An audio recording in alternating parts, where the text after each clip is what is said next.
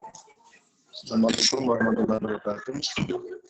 Perkenalkan, nama saya Muhammad Adinur Maulana. Pada kesempatan kali ini saya akan membawakan tentang penelitian yang saya tentang di matkul tafsir Ahkam yang diampu oleh dosen Haji Dr. Haji Fauzan Sinir Kemaki. Pada kesempatan kali ini saya akan membawakan tema yang berjudulkan wanita yang menjadi kehormatannya. Puji syukur kepada Allah Subhanahu wa taala yang telah melimpahkan nikmatnya sehingga kita bisa belajar hingga di masa kini, yang mana pada masa sekarang usia seperti kita telah disibukkan dengan kesibukan masing-masing, kita telah diberikan nikmat hingga bisa belajar dengan tenang. Langsung saja, pada kesempatan ini saya membawakan penelitian tentang perempuan yang menjadi kehormatannya. Saya mengambil dari Quran surat At-Tahrim ayat 12 yang berbunyi, Bismillahirrahmanirrahim. Wa Maryam ibnat Imran allati hasanat farjaha fa nafakhna fihi min ruhina wa sunnat wasmi kalimat rabbika wa kutubihi kana minal qanitin. Yang langsung pada pembahasannya. Kenapa saya mengambil pada ayat ini? Karena kata yang saya ambil di sini ada mengenai dua kata. Yang pertama adalah ahsanat, yang kedua farjaha. Yang pertama lafaz ahsanat berdasarkan dalam kitab Mu'jam al-Mufarras di Al-Fadhil Quran Al-Karim, kata ahsanat dalam Al-Quran diulang sebanyak 2 kali. Yang satu terdapat dalam Quran surat Al-Anbiya ayat 21 yang berbunyi, wallati ahsanat farjaha fa nafakhna fiha min ruhina wa ja'alnaha wa banaha ayatan lil alamin. Dari kedua ayat tersebut, kata ahsanat sama-sama memiliki arti memelihara. Dalam Quran terjemah dalam Monat.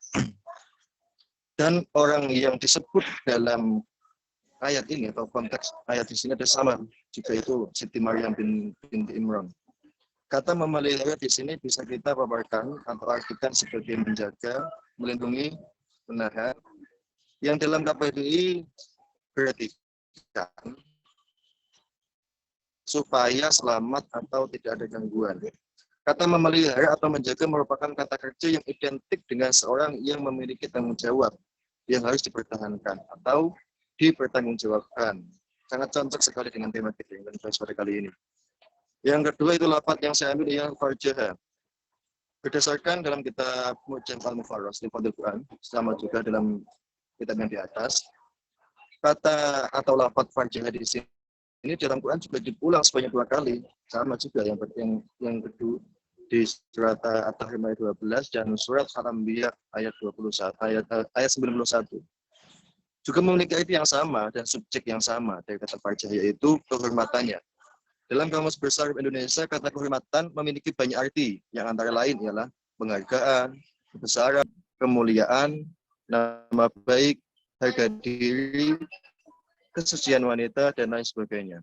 Maka sudah jelas terpaparkan bahwa 2 ayat tersebut menjelaskan salah satu sifat wanita yang disebutkan dalam Al-Quran, yaitu wanita yang menjaga kehormatan atas kesucian dirinya. Dalam kisah Siti Maryam di sini diceritakan bahwa ia adalah wanita yang sangat menjaga kehormatannya. Beliau jarang keluar dari kamarnya kecuali ada uzur yang diperlukan. Beliau sibuk dengan kegiatannya yang selalu taqarrub atau mendekatkan diri kepada Tuhannya hingga ia dilupakan atau lupa oleh kehidupan duniawi. Seperti hanya menikah atau memikirkan masalah perasaan atau masalah cinta. Beliau terlalu larut dalam cinta terhadap Tuhannya hingga lupa terhadap lawan jenis. Dengan keadaannya seperti ini, Tuhan lebih sayang terhadap dirinya hingga Tuhan anugerahkan putra terhadapnya yang ditiupkan oleh melalui malaikat Jibril yang ditiupkan ke rahimnya. Maka jadilah Siti Maryam mengandung buah hati tanpa seorang laki-laki. Ini merupakan anugerah terbaik seorang wanita sepanjang zaman. Dari cuplikan kisah di atas, bahwa keistimewaan seorang wanita yang senantiasa menjaga kehormatannya, yang selalu taat terhadap larangan-larangan Tuhannya adalah permata atau perhiasan terindah yang dimiliki seorang perempuan. Menurut saya, kisah Siti Maryam di sini merupakan implementasi dari hadis qudsi yang berbunyi, "Masyaghalahul Qur'an la an dzikri wa mas'alati apa itu afdalu ma utiyas sa'ilin. Wa fadlul kalamillah, yang artinya barang siapa disibukkan oleh Al-Quran dan berzikir kepadaku dalam rangka memohon kepadaku, niscaya akan kuberikan sesuatu yang lebih utama daripada apa yang telah kuberikan kepada orang-orang yang telah meminta. Dan keutamaan kalam Allah atau Al-Quran dibandingkan dengan seluruh kalam selainnya adalah bagaikan keutamaan Allah atas makhluknya. Hadis riwayat At-Tirmidzi. Dari hadis qudsi di atas sudah terpapar jelas bahwa barang siapa yang sibuk mendekatkan diri kepadaku, yaitu Allah, hingga ia lupa meminta kepadaku Allah, maka aku akan memberikannya sebaik-baik pemberian yang tidak akan kuberikan kepada orang yang meminta atau yang berdoa kepadaku. Jadi seakan-akan Allah di sini memberikan contoh atau mengimplementasikan hadis qudsi di atas kepada kita atas janjinya melalui kisah Siti Maryam tersebut. Selanjutnya yaitu tafsir ayat dengan hadis. Mohon maaf sebelumnya, saya juga mohon maaf atas di sini tidak disebutkan lafaz Arabnya, dikarenakan kemarin terjadi ketika saya mengerjakan di sini Maktab Hasyamiyah saya terjadi error atau ke Unistal. Saya juga memohon maaf atas Bapak Zanif atas kesalahan saya di sini tidak menyebutkan lafaz Arabnya. Langsung saja kembali ke pembahasan. Tafsir ayat dengan hadis diriwayatkan oleh At-Tabari, Imam Ahmad, Al-Hakim dan lain sebagainya. Saudariku, maka hendaklah kita mengimami apa yang Allah takdirkan, bahwa laki-laki dan perempuan berbeda. Yakinlah, di balik perbedaan ini ada hikmah yang sangat besar. Karena Allah adalah zat yang maha mengetahui lagi maha mengenal. Mari menjaga kehormatan dengan berhijab. Salah satu menjaga kehormatan di sini yang disebutkan oleh beberapa imam adalah berhijab.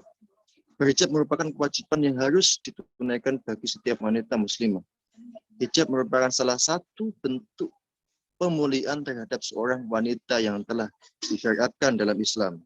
Dalam mengenakan hijab syar'i harus menutupi seluruh tubuh dan menutupi seluruh perhiasan yang dikenakan oleh pandangan laki-laki yang bukan mahram. Abu Hurairah radhiyallahu anhu berkata, Rasulullah SAW bersabda yang artinya, ada dua golongan ahli neraka yang tidak pernah aku lihat sebelumnya. Yang pertama sekelompok orang yang memegang cambuk seperti ekor sapi yang dipakai untuk mencambuk manusia. Yang kedua yaitu wanita-wanita yang berpakaian tetapi hakikatnya telanjang. Mereka berjalan melenggak-lenggok, kepala mereka seperti pun unta yang miring. Mereka tidak akan masuk surga dan tidak bisa mencium aromanya. Sungguhnya aroma jannah tercium dari jarak sekian dan sekian. Hadis riwayat Muslim. Bentuk-bentuk tabarruj model jahiliyah diantaranya ialah menampakkan sebagian anggota tubuh di hadapan laki-laki non-muslim. Menampakkan perhiasannya baik sesuatu atau baik semua atau sebagian. Berjalan dengan dibuat-buat, mendayu-dayu dalam berbicara terhadap laki-laki dan muslim. Menghentakkan kakinya agar diketahui perhiasan yang tersembunyi. Demikianlah beberapa perkara yang harus diperhatikan oleh setiap muslim agar dirinya tidak terjerumus ke dalam dosa dan kemaksiatan dan tidak menjerumuskan orang lain ke dalam dosa dan kemaksiatan.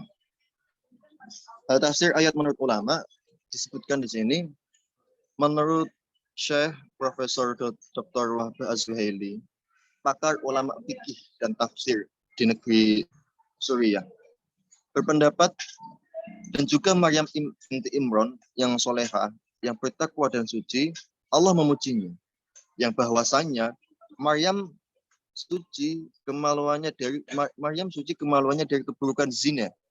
Maka datanglah Jibril dan meniupkan di saku gamis yang bisa digunakan di dalam rumahnya. Kemudian sampailah tiupan itu menuju ke tempat yang menjadikan janin ada di dalam rahimnya dengan izin Allah. Kemudian Maryam mengandung Isa. Ia ialah kalimatullah yang diciptakan dengan kata jadilah. Maka dia diciptakan dengan perintah kun, sebagai Allah berfirman membantah orang-orang yang celaka.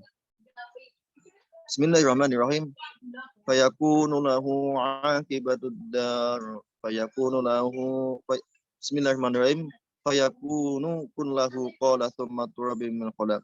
Adam kama mathali Adam indallahi kama. Ini sebenarnya penulisan juga salah.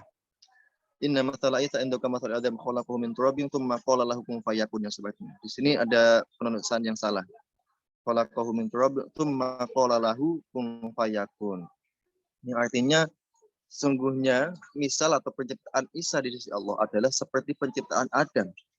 Yang menciptakan Adam dari tanah, kemudian Allah berfirman kepadanya, jadilah seorang manusia, maka jadilah ia.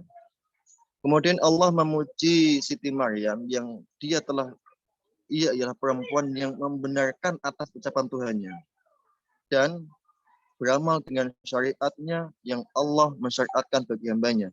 Allah juga menempatkan derajatnya di sisi para utusannya. Kemudian Allah memujinya bahwa dia adalah termasuk orang yang sangat menjaga atas ketaatan kepada Allah dan beribadah kepadanya.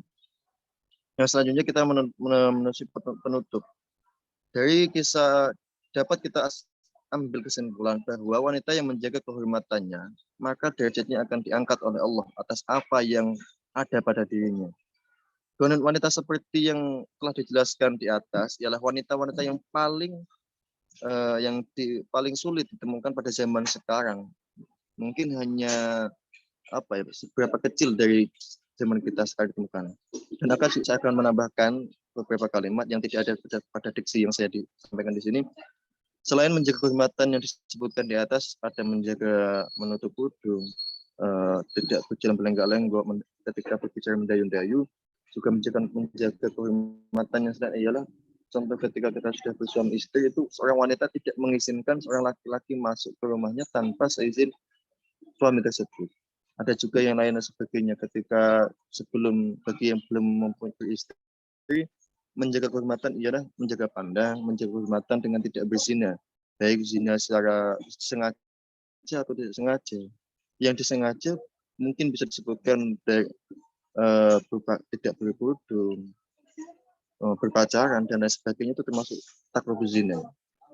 Karena menjauhi menetapkan atau melaksanakan perintah Allah dalam firman-Nya, wala taqrabuz zina innahu kana fahisyatan wa sa'a sabila. Dan janganlah kalian mendekat pada perbuatan zina karena itu sebenarnya perbuatan yang sangat kecil.